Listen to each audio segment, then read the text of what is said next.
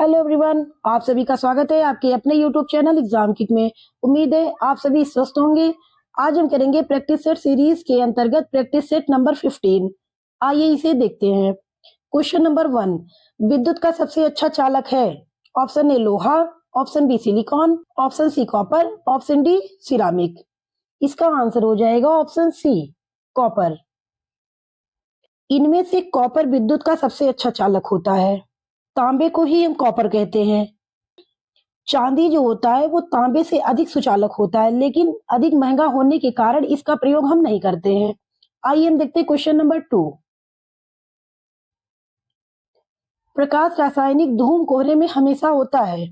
Option A aluminium ion, option B methane, option C ozone, option D phosphorus. इसका answer हो जाएगा option C ozone. प्रकाश रासायनिक smoke अर्थात nitrogen oxide, इसी को हम NO2 कहते हैं। सूर्य के प्रकाश की उपस्थिति में पारस्परिक क्रिया कर नाइट्रोजन डाइऑक्साइड NO3, ओजोन तथा पैराटिसल एसिटाइल नाइट्रेट PAN उत्पादित करते हैं, जिन्हें सामूहिक रूप से प्रकाशित रासायनिक स्मोक कहा जाता है। क्या उत्पादित करते हैं? पैन। कौन कौन? SO3 plus ozone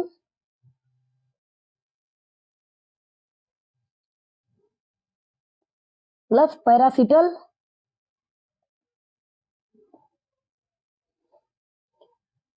acetyl nitrate, acetyl nitrate. अब हम देखेंगे क्वेश्चन नंबर 3।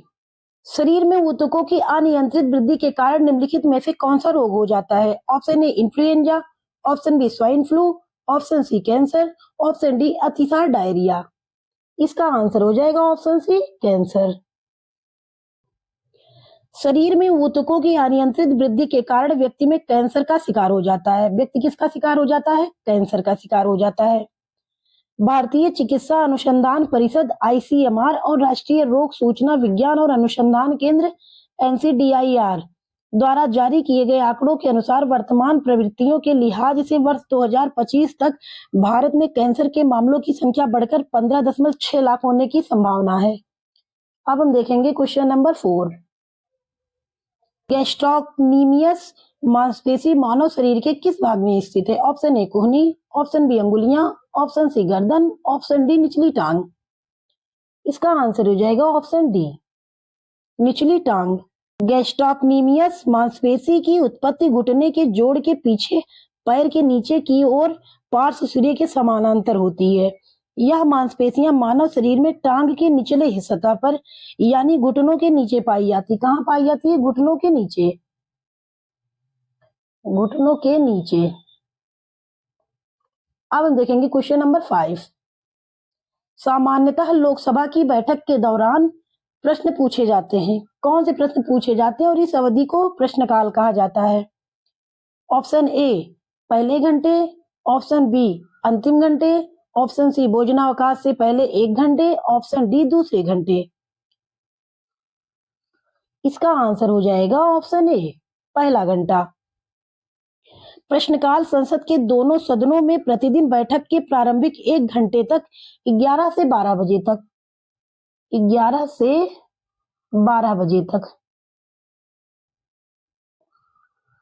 होती है। इस दौरान सदस्य प्रश्न पूछते हैं और मंत्री जो होते हैं वो उत्तर देते हैं। प्रश्न 3 तरह के होते हैं: तारांकित, अतारांकित तथा अल्प सूचना वाले प्रश्न। तारांकित प्रश्न जो होते हैं इनका उत्तर मौखिक में दिया जाता है और अतारांकित प्रश्नों का उत्तर लिखित में दिया जाता है। अब हम देखेंगे क्वेश्चन नंबर 6। राज्य उच्च न्यायालय के न्यायाधीशों को किसके द्वारा नियुक्त किया जाता है? ऑप्शन ए भारत के राष्ट्रपति, ऑप्शन बी भारत के राज्यपाल, ऑप्शन सी उच्च न्यायालय के मुख्य न्यायाधीश, ऑप्शन डी भारत के मुख्य न्यायाधीश। इसका आंसर हो जाएगा ऑप्शन ए भारत के राष्ट्रपति। उच्च न्यायालय के न्यायाधीशों की नियुक्ति भारत के मुख्य न्यायाधीश और राज्य के राज्यपाल तथा संबंधित उच्च न्यायालय के मुख्य न्यायाधीश के परामर्श पर राष्ट्रपति द्वारा की जाती है। किसके किसके? भारत के मुख्य न्यायाधीश और राज्य के राज्यपाल तथा संबंधित उच्च न्यायालय के मुख्य न्यायाधीश के परामर्श पर किसके द्वारा? राष्ट्रपति के द्वारा की जाती है। उच्च न्यायालय के न्यायाधीश 62 वर्ष की आयु प्राप्त करने तक पद धारण करते हैं। कितने वर्ष? 62 वर्ष तक। किसी उच्च न्यायालय के न्यायाधीश को उसी प्रकार और उसी आधार पर हटाया जा सकता है जिस प्रकार उच्चतम न्यायालय के न्यायाधीश को हटाया जाता है। अब हम देखेंगे क्वेश्चन नंबर 7। श्वेतांबर और दिगंबर किस धर्म के हैं? ऑप्शन ए बौद्ध मत, ऑप्शन बी जैन मत, option C Hindutva, option D Sikh मत। इसका आंसर हो जाएगा ऑप्शन बी जैन मत। लगभग 300 ईसा पूर्व में मगध में 12 वर्षों का भीषण अकाल पड़ा था, जिसके कारण भद्रबाहु और अपने शिष्यों सहित कर्नाटक चले गए। कर्नाटक कौन गए थे? भद्रबाहु गए थे। भद्रबाहु कर्नाटक चले गए, किंतु वापस आने पर मगध के साधुओं में मतभेद हो गया, जिसके परिणाम स्वरूप जैन मत श्वेतांबर और दिगंबर 2 संप्रदायों में बट गया। स्थूल भद्र के जो शिष्य थे वे श्वेतांबर, स्थूल भद्र के शिष्य श्वेतांबर कहलाए। क्या? श्वेतांबर। और भद्रबाहु के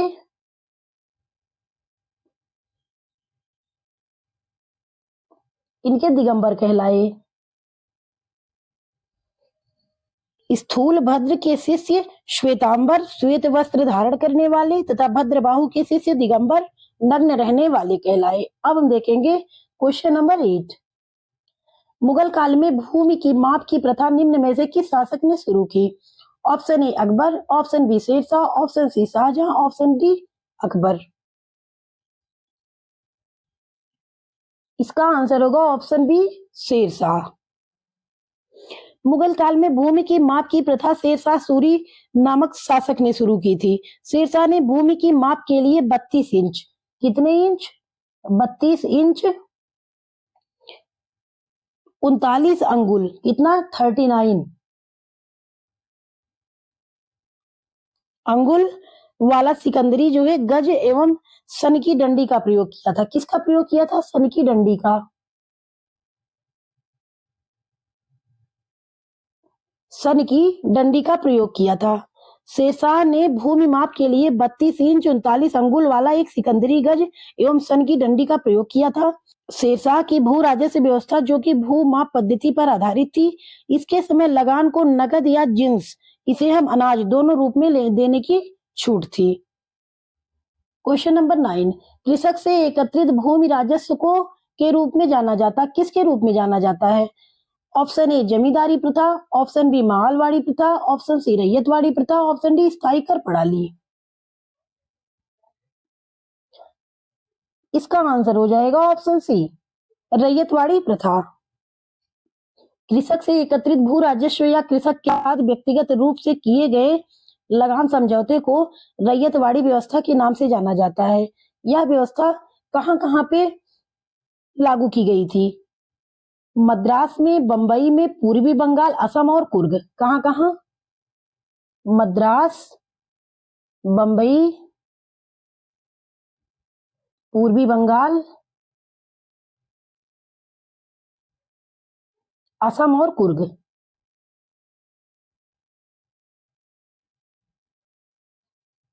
कितने परसेंट भूभाग पर? 51% भूभाग पर। 51% भूभाग पर लागू की गई। अब हम देख लेते हैं महालवाड़ी प्रथा।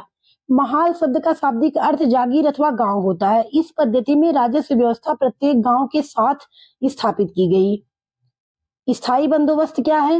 इस व्यवस्था में भू राजस्व सदैव के लिए निर्धारित कर दिया गया, जो जमींदारों को प्रतिवर्ष जमा करना ही पड़ता।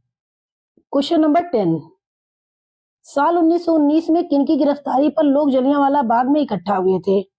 Option A C R Das, option B Lala Lajpat Rai, option C doctor Satyapal और सैफुद्दीन किचलू, ऑप्शन डी महात्मा गांधी। इसका आंसर हो जाएगा ऑप्शन सी डॉक्टर सत्यपाल और सैफुद्दीन किचलू। जलियांवाला बाग कहाँ स्थित है? यह पंजाब राज्य के अमृतसर जिले में स्थित है। पंजाब के अमृतसर जिले में,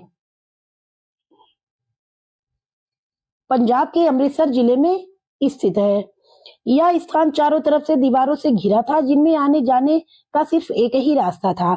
यहाँ पर दो स्थानीय लोकप्रिय नेता डॉक्टर सत्यपाल और सैफुद्दीन किचलू की गिरफ्तारी के विरोध में 13 अप्रैल 1919, कब? 13 अप्रैल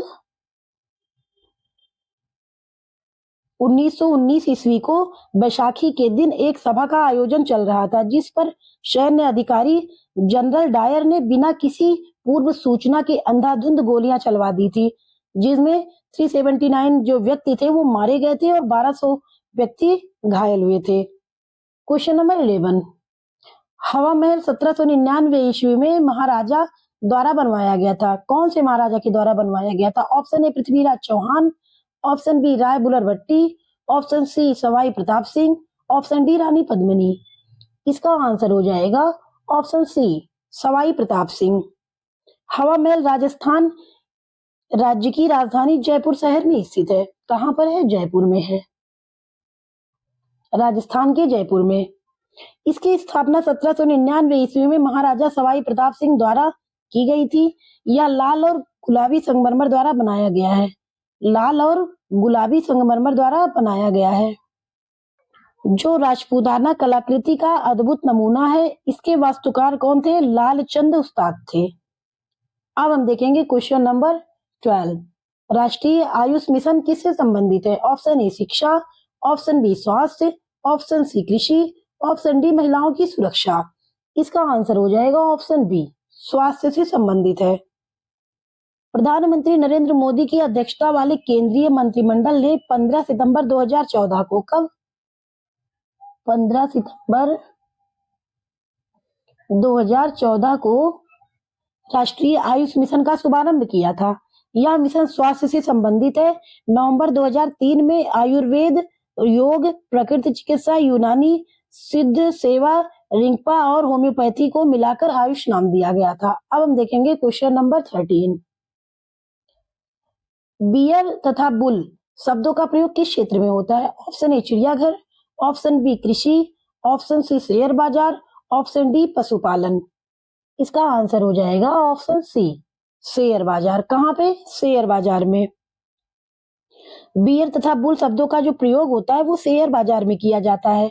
शेयर बाजार में जो व्यक्ति स्टॉक की कीमतें बढ़ाना चाहते हैं उसे हम तेजड़िया बुल्स कहते हैं, और जो व्यक्ति स्टॉक की कीमतें गिरने की आशा करके किसी वस्तु को भविष्य में देने का वादा करके बेच देता है उसे हम मंदड़िया बियर्स कहते हैं।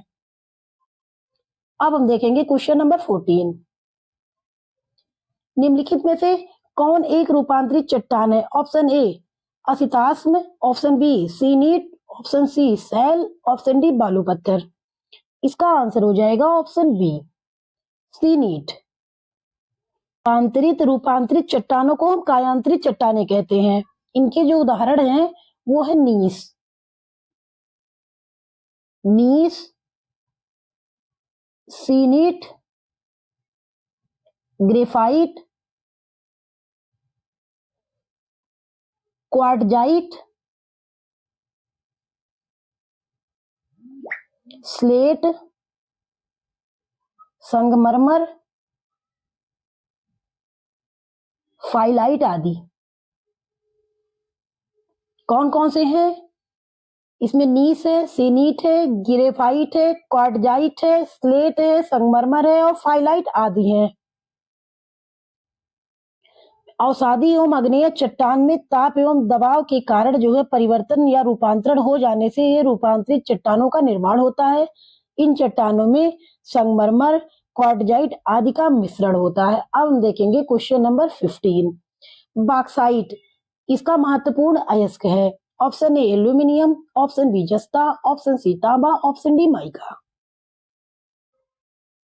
इसका आंसर हो जाएगा option A aluminium. Bauxite aluminium का महत्वपूर्ण अयस्क है। एल्यूमिनियम एक रासायनिक तत्व है। क्या है ये रासायनिक तत्व है। जो धातु रूप में पाया जाता है। भूपर्पटी में सबसे अधिक मात्रा में पाई जाने वाली धातु है। उम्मीद है आप सभी को हमारा वीडियो पसंद आ ही रहा होगा। यदि अब तक हमारे चैनल को सब्सक्राइब ना किए हो तो हमारे चैनल को सब्सक्राइब करें और हमारे वीडियो को लाइक और शेयर करना ना भूलें। धन्यवाद।